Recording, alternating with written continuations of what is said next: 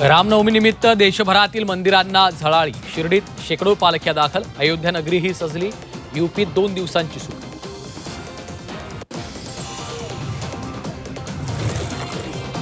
ईटीचं वेळापत्रक जाहीर. 21 जूनला परीक्षा. 27 मार्च ते 16 एप्रिल दरम्यान भरता येणार अर्ज.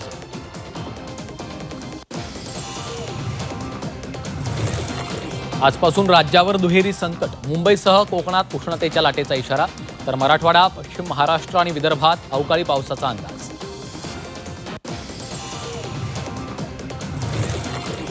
ज्येष्ठ इतिहासकार डॉक्टर जयसिंगराव पवार यांचं निधन. वयाच्या 85व्या वर्षी घेतला अखेरचा श्वास.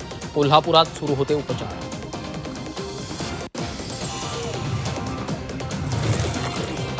आखातातील युद्धाची प्रवाशांच्या खिशाला झळ.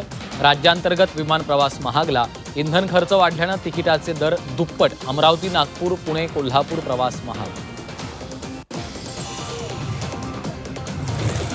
मुंबई मनपाच्या कर्मचाऱ्यांच्या वेतनात कपात. मार्च 2026च्या वेतनातून कपात होण्याची शक्यता.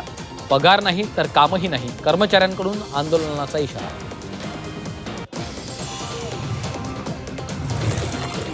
अजित पवारांच्या अपघातामागे घातपात असेल तर आकाश पाताळ एक करून शोधून काढू. मुख्यमंत्री फडणवीसांचं आश्वासन. अपघाताची सीबीआय चौकशी करण्यासाठी केंद्राकडे पाठपुरावा सुरू असल्याची माहिती.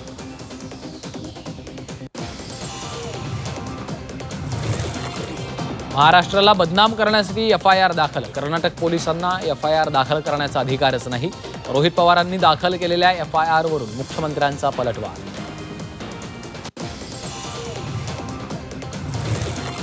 शिर्डीत भोंदूबाबा अशोक खरातचा आणखी एक मोठा जमीन व्यवहार उघड.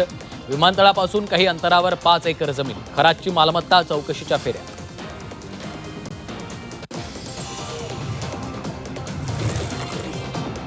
भोंदू खरातवर 8वा गुन्हा दाखल. राजेंद्र जासूद यांच्याकडून खंडणी आणि फसवणुकीचा गुन्हा.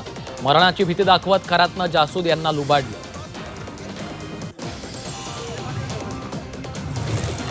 आखाती देशातल्या युद्धाचा परिणाम. केळी उत्पादक शेतकरी अडचणीत. केळीला 4 ते 5 रुपये किलो भाव. केळी उत्पादक शेतकरी मोठ्या संकटात.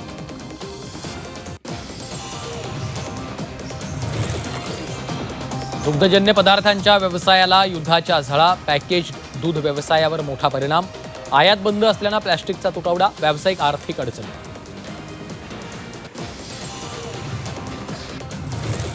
अक्कलकोटमधली मांस विक्रीची दुकानं बंद. पहिल्याच गुरुवारी मांस विक्रीची दुकानं बंद. मांस विक्री बंदच्या अंमलबजावणीला सुरुवात. गुरुवारी विक्री बंद ठेवण्याचा निर्णय.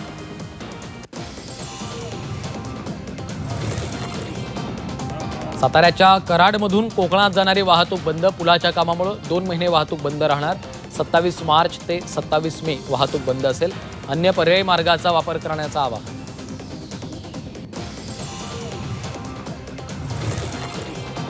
बेस्ट बस थेट दुभाजकावर. चालकाचं बसवरचं नियंत्रण सुटल्यानं अपघात. मुंबईच्या वरळीतील कमला मिल जवळची घटना. सुदैवानं कुणीही जखमी नाही.